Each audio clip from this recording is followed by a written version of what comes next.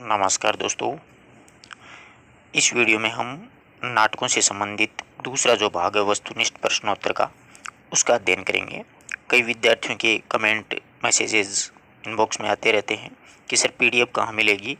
तो मैं हर वीडियो में बताता हूँ कि डिस्क्रिप्शन में टेलीग्राम चैनल का लिंक होता है। डिस्क्रिप्शन जानते हो क्या आप लोग? जैसे आप लोग यहाँ पे वीडियो चलाते हो ना, तो नीचे यहाँ पर इस प्रकार की एक आकृति आएगी, उस पर क्लिक करोगे तो ये उल्टी हो जाएगी। यहाँ पर नीचे जो वीडियोज़ के नीचे जो भी लिंक दिए जाते हैं उसको बोलते हैं डिस्क्रिप्शन। तो यहाँ से कर लिया करो यार, ये तो नॉर्मल सी बात है। ठीक है, तो आप टेलीग्राम चैनल ज्वाइन करें और वहाँ से पीडीएफ प्राप्त करें।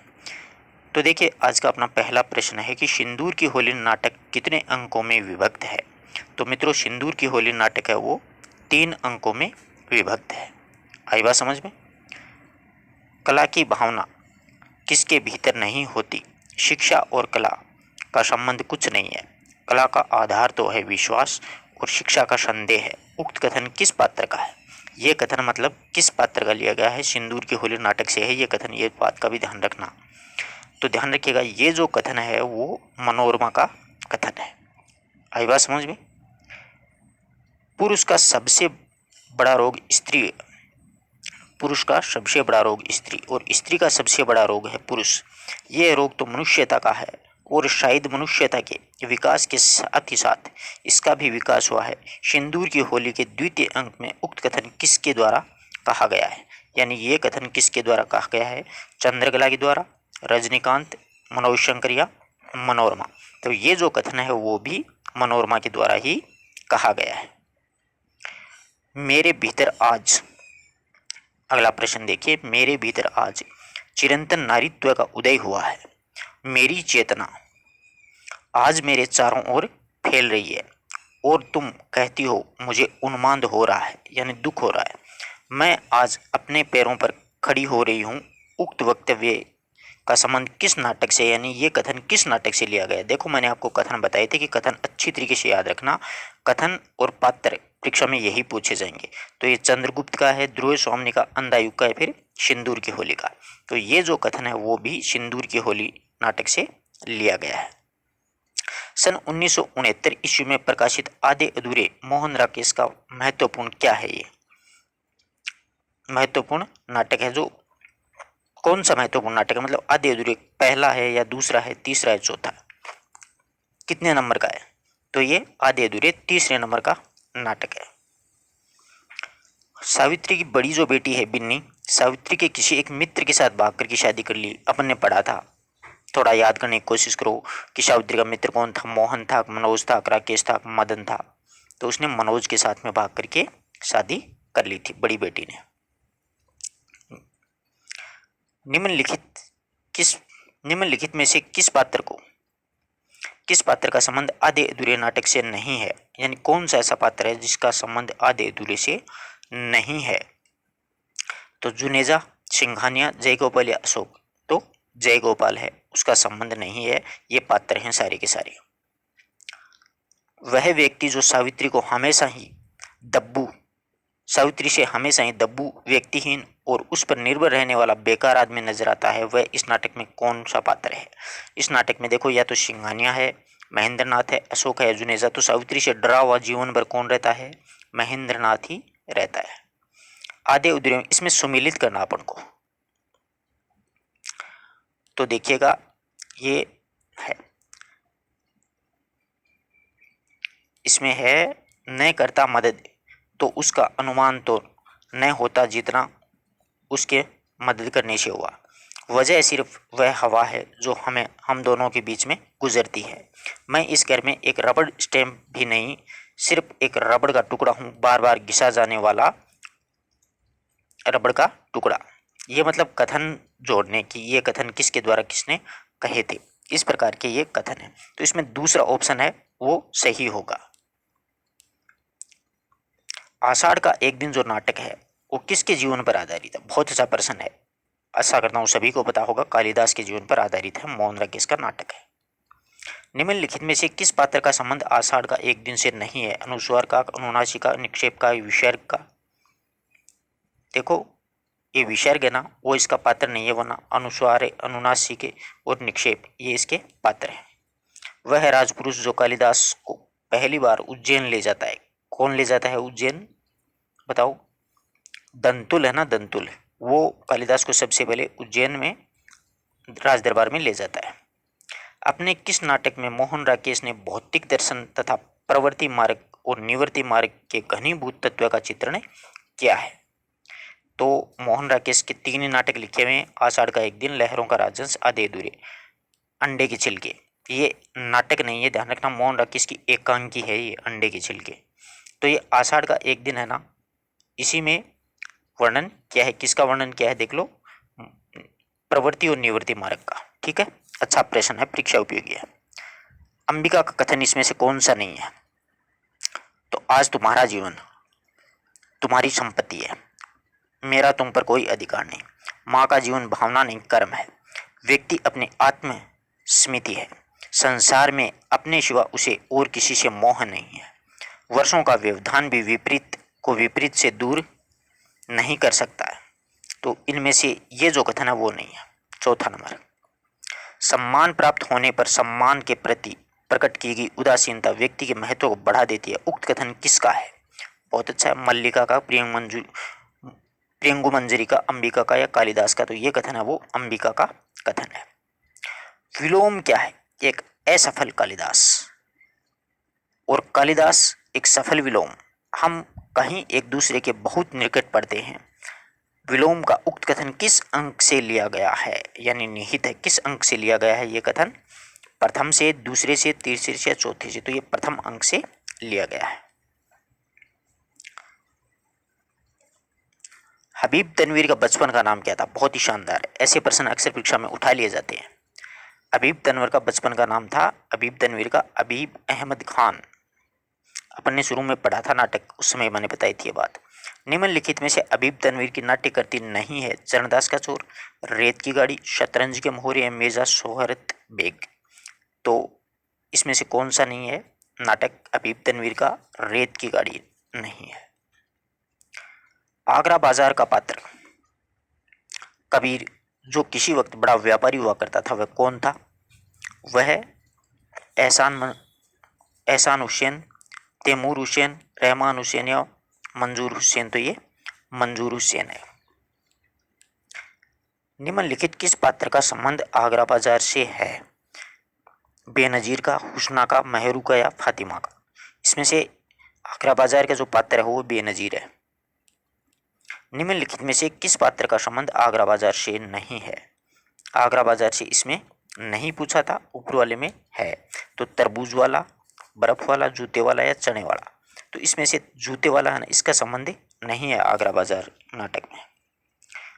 आगरा बाजार की जो कथावस्तु है, आगरा बाजार नाटक की कथावस्तु किस शायर के जीवन पर आधारित है? किस शायर के जीवन पर आधारित है? अकबर इलाहाबादी, नजीर अकबरबादी, जिगर मुरादाबादी या फिर शाहिर लुधियानवी? तो नजीर अकबरबादी के जीवन पर आधारित है। यह नाटक अपने पढ़ा था तो बहुत अच्छी से बताई थी। रंग है, रूप है, जमेला है, जोर बलदेव जी का मेला है। उक्त पंक्तियों का संबंध किस नाटक से है? तो इसका संबंध आगरा बाजार नाटक से है। ये छोटे छोटे गीत हैं, वो अक्सर परीक्षाओं में पूछे जाते हैं। हमें क्या मालूम था कि तुम्हारा शहर जन्नत की चिड़ियों से भरा पड़ा है? आगरा बाजार में उक्त कथन किसका है? फकीर, बेनजीर, सोहदा या फिर पतंग वाला? तो ये सोहदा का कथन है। प्रसिद्ध उर्दू शायर ताराशंकर नौशाद के साथ में मिलकर के प्रेमिल नामक साहित्यिक संस्था की स्थापना किसके द्वारा की गई थी? तो ये हबीब तनवीर, मोहन राकेश, सर्वेश दयाल सक्सेना है, धर्मवीर भारती? तो प्रेमिल नामक साहित्यिक संस्था है वो धर्मवीर भारती के द्वारा स्थापित की गई थी। बकरी नाटक का प्रकाशन क्या है? तो बकरी नाटक का प्रकाशन 1974 ईस्वी। ध्यान रखना इस बात का, 1974 में बकरी नाटक वो प्रकाशित हुआ था। बकरी नाटक का वह पात्र जो डाकू नहीं है, दुर्जन सिंह, धर्मवीर, कर्मवीर या सत्यवीर, इनमें से कौन नहीं है? तो ये धर्मवीर है ना, वो डाकू नहीं है, पात्र जरूर पर तो डाकू नहीं है। बकरी नाटक के अंतर्गत वर्तमान राजनीति की पोल खोलने वाला निडर पात्र जो एक कवि भी है, वह कौन सा है? सिपाही, युवक, कवि या फिर नट? तो इसमें ध्यान रखना नट है। कभी आप कवि का देख करके सीधा ये कर दो, ये गलत हो जाएगा। नट है वो कवि है। बकरी नाटक दो अंकों में विभाजित है। प्रत्येक अंक में कितने दृश्य है? बहुत ही शानदार प्रश्न है। प्रत्येक अंक में 3-3 दृश्य है, ठीक है ना। 2 अंक दृश्य 6 हो जाएंगे। सिपाही के द्वारा किसकी बकरी चुराई गई थी? भिस्ती की, विपत्ति की, या चाचा की, या राम की? किसकी चुराई गई थी? विपत्ति की बकरी है वो चुराई गई थी। 5 देव सम 5 दल, लगी ढोंग की रेस, जिनके कारण हो गया देश आज परदेश। मंगलाचरण में उक्त कथन किस नाटक से है? यह कथन किसका, मतलब नटिकाक, नटकाक, युवकाक, सिपाही का? तो ये नट गाता है शुरू शुरू में ये कि 5 देव सम 5 दल, लगी ढोंग सी रेस, जिसके कारण हो गया देश आज परदेश। देवी ने खुद कहा है, सब अपना काम करो। कर्मवीर को चुनाव लड़ने का हुक्म दिया है। पंक्ति में देवी का निहितार्थ कौन है, यानी देवी कौन है? निहितार्थ किसको माना है? लोक देवी को, गांव की देवी को, बकरी को, या नटी को? तो इसमें बकरी को माना और चुनाव चिन्ह भी बकरी ही रखा था। तन मन धन उन नायक जब, जय जय बकरी माता। उक्त पंक्तियों का संबंध किससे है? यह मतलब सिपाही गाता है, एक विपत्ति, कर्मवीर या नट या नटी। तो ये नट और नटी हैं वो गाते हैं। नाटक है एक और द्रोणाचार्य का प्रकाशन वर्ष। एक और द्रोणाचार्य 1971 में प्रकाशित हुआ था। बकरी आपको दोबारा बता दूं 1974 में प्रकाशित हुआ था। आगे देखिए, एक और द्रोणाचार्य नाटक का वह पात्र जो शिक्षक के रूप में सत्ता व व्यवस्था के विरोध में अपनी जान गंवा देता है। अरविंद, यदु, चंदू और विमलेंदु, इनमें से कौन सा है जो अपनी जान गंवाता है? वो विमलेंदु है। एक और द्रोणाचार्य के पात्र राजकुमार का परिचय। प्रिंसिपल का लड़का है, एक अरविंद का, प्रेसिडेंट का या प्रोफेसर मिश्रा का लड़का। ये किसका लड़का होता है? प्रोफेसर प्रेसिडेंट का लड़का होता है ये राजकुमार। निम्नलिखित में से किस पौराणिक पात्र का संबंध एक और द्रोणाचार्य नाटक से नहीं है? भीष्म, द्रुपद, अर्जुन या मातुल? तो इसमें मातुल का संबंध है वो नहीं है, यानी मातुल नहीं आता इस नाटक में। एक और द्रोणाचार्य नाटक का एक और द्रोणाचार्य कौन होता है, यानी ये एक और द्रोणाचार्य किसको बनाया गया है? प्रोफेसर अरविंद को, मिश्रा को, या विमलेंदु या प्रिंसिपल को? तो प्रोफेसर अरविंद बनता है इसमें द्रोणाचार्य है। वह कौन है जो प्रेसिडेंट की बात मानने के लिए अरविंद पर दबाव डालता है, यानी प्रेसिडेंट की बात मनाने के लिए दबाव डालता है? तो वो है लीला, इसकी पत्नी खुद की, अरविंद की। नाटक पढ़ा था मैंने, बताई थी आपको। चंदू आपको कहता था कि आप बड़े बड़े निरर्थक शब्द बोलने वाले नपुंसक बुद्धिजीवी हैं। अनुराधा का यह कथन किसके प्रति है? यह कथन अनुराधा है वो किसके प्रति बोलती है? प्रिंसिपल के प्रति, अरविंद के प्रति, राजकुमार के, या प्रेसिडेंट के प्रति? तो ये कथन है वो बहुत ही महत्वपूर्ण है। किसके प्रति बोला जाता है ये कथन? जरा गौर से ध्यान दीजिएगा। ये कथन होता है वो अरविंद के प्रति बोले जाते हैं, क्योंकि अरविंद ऐसी हरकतें करता है। फिर सवाल, इतिहास तो कल भी हंसेगा आप पर। जब भी प्रतिभा को जाति और व्यवस्था के नाम पर कुचला जाएगा तो लोग आपको ही याद करेंगे, इतिहास आपको कभी अक्षमा नहीं करेगा। एक और द्रोणाचार्य कथन, ये कथन किसका है? एकलव्य का, अर्जुन का, अश्वत्थामा का, या कृपि का? बहुत ही शानदार कथन है, परीक्षा उपयोगी कथन है। तो ये जो कथन है वो किसका है? अर्जुन का कथन है। ध्यान रखना किसका है? अर्जुन का कथन है। उपेंद्र नाथ अश्क ने कौन से साप्ताहिक पत्र का संपादन किया था? समरस, क्रांति, भूचाल या फिर जागरण? बहुत ही अच्छा प्रश्न है, आशा करता हूँ कि ये तो सभी को पता होगा। तो ये भूचाल पत्र है वो उपेंद्र नाथ अश्क के द्वारा निकाला गया था। निम्नलिखित में से उपेंद्र नाथ अश्क की रचना नहीं है? अंजो दीदी, बड़े खिलाड़ी, जाता हुआ दिन, या फिर कैद की उड़ान? तो ये उपेंद्र नाथ अश्क की नाट्य कृति इसमें से कौन सी नहीं है? तो जाता हुआ दिन है वो नहीं है। अंजो दीदी में अंजो का वास्तविक नाम क्या है? तो अंजलि है। वास्तविक नाम क्या है इसका? अंजलि। ध्यान रखना ये अंजनी दिखते ही अपन शुरू में यही कर देते हैं, मैं बार बार इसलिए कह रहा हूँ, ये ढंग से पढ़ना, अंजलि सही नाम है। अब मिलान करने वाला प्रश्न है, अंजो दीदी नाटक के संदर्भ में मिलान करने वाले कथन है। तो देखिए, जैसे श्रीपत है, अंजलि का पति है, अंजलि का भाई है, नीरज है, वो नीरज का मित्र है, नजीर है जो अंजलि का बेटा है। तो ये जो प्रश्न है अपना, इसमें मिलान करना है कि कौन सा पात्र किसका है। तो इसमें 3 नंबर जो है ना वो ऑप्शन सही होगा। 2, 1, 4, 3 है। तो श्रीपत जो है अंजलि का भाई है, इंदु नारायण ये अंजलि का पति है, और नीरज जो है अंजलि का बेटा, नजीर जो है नीरज का मित्र है।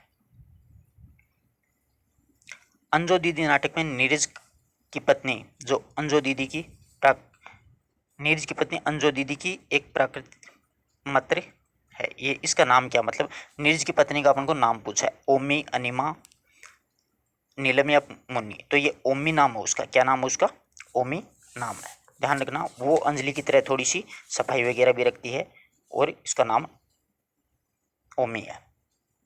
अंजो दीदी नाटक का वह पात्र जो आत्महत्या कर लेता है। अंजो दीदी नाटक में आत्महत्या अंजलि ही करती है। अंजो दीदी में अंजलि का कथन इसमें से नहीं है। अंजलि का कथन पूछा अपन को, वो नहीं है। तो देखिए, वक्त की पाबंदी सभ्यता की पहली निशानी है, उसी का कथन है। जिंदगी स्वयं एक महान घड़ी है, प्राय संध्या उसकी सुइयां हैं, नियमबद्ध एक दूसरे के पीछे घूमती रहती हैं, ये भी उसी का कथन है। दूसरा है, भिन्नता जीवन का रस है, ये उसका कथन नहीं है। सुघड़ता स्त्री का गहना और सदाचार पुरुष का, ये उसका कथन है, नहीं है अंजलि का। सन 1979 में प्रकाशित मनु भंडारी का उपन्यास महाभोज का नाट्य रूपांतरण कब किया गया था? बहुत ही शानदार प्रश्न है। यानी इसको नाटक कब बनाया गया था? यानी पहले ये उपन्यास था, और उपन्यास से इसको नाटक कब बनाया गया था? तो इसका सही जवाब क्या होगा? इसका नाट्य रूपांतरण है वो 1983 में कर दिया गया था। कब हुआ था? 1983 में। अब महाभोज जो नाटक है उसके मतलब पात्रों का मिलान करना है, वही प्रश्न है, मिलान वाले बहुत अच्छे से याद रखना। इसमें देखिए, इसमें सही ऑप्शन ये होगा, एक नंबर 4 3 2 1, यानी जस्ट अपोजिट हैं। जैसे जोरावर कौन है? ये जोरावर है वो, ये सरोहा गांव का जमींदार। दत्ता बाबू मसाल पत्रिका का संपादक, भवानी मसाल पत्रिका का सहायक संपादक, और नरोत्तम वो मसाल पत्रिका का प्रेस रिपोर्टर। ये है। बीसू और बिंदा नामक पात्रों का संबंध निम्न में से किस रचनाकार की रचनाओं से लिया गया? यानी धर्मवीर भारती, मनु भंडारी, शंकर शेष या मोहन राकेश। तो ये मनु भंडारी है। बीसू और बिंदा महाभोज के पात्र हैं। मरे और सोए आदमी में अंतर ही कितना होता है भला? बस एक सांस की डोर, वह टूटी और आदमी गया। महाभोज में उक्त कथन किस दृश्य से लिया गया? बहुत ही शानदार प्रश्न है। यह है वो प्रथम दृश्य से लिया गया है। इस प्रकार से अपन ने नाटकों के बहुत अच्छी तरीके से करीबन 100 प्रश्नों का अध्ययन किया है। आशा करता हूँ कि हर एक चीज़ आपको समझ में आई होगी, और आपको नाटक विस्तार से अगर पढ़ने हैं तो आप लोग प्लेलिस्ट में से पढ़ सकते हैं। धन्यवाद दोस्तों।